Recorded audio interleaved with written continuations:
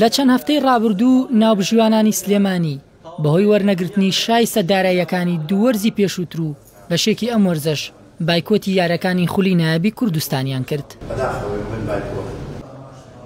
بەمەبەستی لە نزیکەوە قسەکردن لەگەڵیاندا سەلاحەدین سیامەندی سەرۆکی یەکێتی تۆپی پێی کوردستان بە یاوەری سەرۆکی یەکێتی تۆپی پێی عێراق سلێمانی کۆبوونەوەی لەگەڵ ناوبژوانانی سلێمانی ئەنجامدا تاکو بەدەم کێشەکانیانەوە بێن. لە کۆبوونەوەکەدا سەرۆکی یەکێتی تۆپی پێی کوردستان بەڵێنی پێدانی شای سەداراییەکانی وەرزی 2023 بۆ 2024 دا و ڕایگەیان ئامادەیە و دەتوانن وەری بگرن، بەڵام بە ئاشکراوتیشی هیچ بەرچاوڕوونیەک نییە تاکو وەرزی پێشوو دابین بکەن. ئەمە بۆ ئەوە نەهاتوم بگەڕێنەوە بەڕاستیتان پێ بڵێم بە واقعی ئەمن هاتوم پێیان بگەین کە شای سەداراییەکانتان 2023 لە هەکبەی مەدایە لە ئەستۆی مەدایە ئامادەیە وەری بگرن لەگەڵ کۆمەڵێک ڕوونکردنەوە.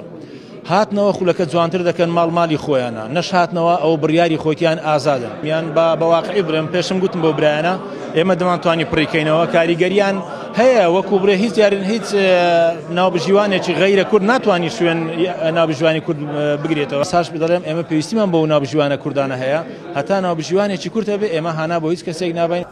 دواتریش جێگری ناوبژیوانانی سلێمانی ئەوەی دووپات کردەوە بایکۆت دەشکێن و دەگەڕێنەوە بۆ بەڕێوەبرنی یارەکانی خولی نایابی کوردستان. بە خۆشحاڵیەوە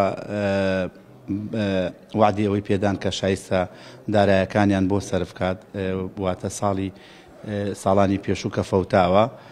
ئێمەش وەکو لیژنەی ناوبژوانان بڕیارماندا بەردەوام بین لەگەڵ خولی کوردستان، هیوادارین بە هەموو لایەک بتوانین وەرزشی کوردستان بەرەو پێش و جوانتر بەری.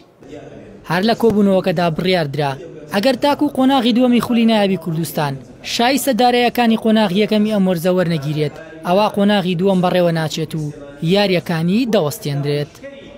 مەڕوان تاڵیب، کەناڵی پەیام، سلێمانی.